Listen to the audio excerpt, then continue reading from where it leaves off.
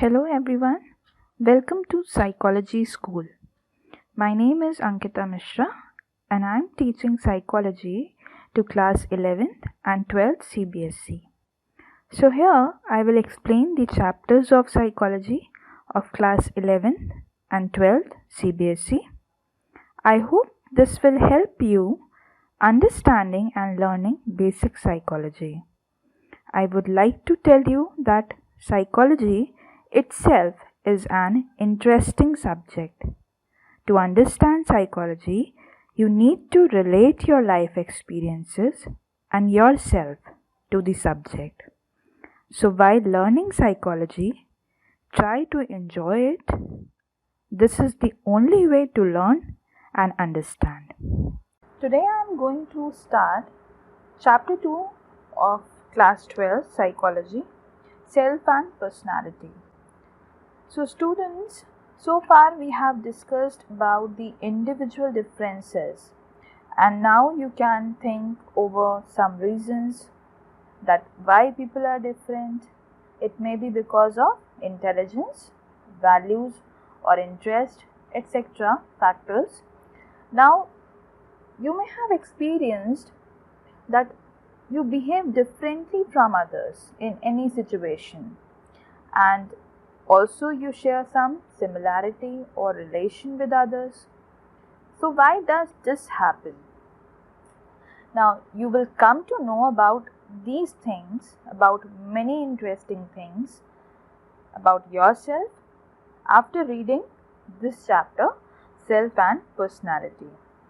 So firstly, I would like to introduce some major topics of this chapter, that are meaning and concept of self, kinds of self, cognitive and behavioral aspects of self, then concept of personality, then approaches to the study of personality, which includes type approach, trait approach, psychodynamic approach, post-Freudian approach, behavioral approach, cultural approach and humanistic approach. And the next topic will be assessment of personality. Now, which includes psychometric test, self-report measures, projective techniques and behavioral analysis. So firstly, I will explain the concept of self and its meaning. So coming on to the first topic of this chapter, that is, what is self? Now you can see in this picture that a person generally describes himself or herself in terms of some characteristics. For example, who am I? Why am I different from others? And my name is Rohan, Ritu, etc. So now students, when you are generally asked by others about yourself, that who are you? Usually your answers are, I am a girl or boy, my name is Rohan or Ritu, I am good friend or sister or brother or daughter or son. And sometimes you explain yourself by your profession also. So these ideas about yourself have been developed from your childhood, and you might have some idea about yourself, but how much you know yourself, how much you know about yourself, this will help you. This exercise will help you. Now for understanding about yourself, you can try this exercise, and in this exercise it is given that write 10 sentences about yourself. And this is not so easy exercise, but you might be thinking, and whatever responses you will give, they will come from your internal sense of who you are. And this sense, students, this sense is developed early in life, but it goes through many changes and adjustment throughout our lifespan. right? For example, some responses are here that which people generally give. I am a good friend, or I am a brother, I am honest, I am good singer, I am successful, or I am a kind-hearted person, I am intelligent, and I am hardworking, I am friendly and easygoing, and I am trustworthy. So these are some examples by which people describe themselves. Now, what is the development of self? How it develops? A newly born child has no idea of its self. When a child grows older, the idea of self develops gradually.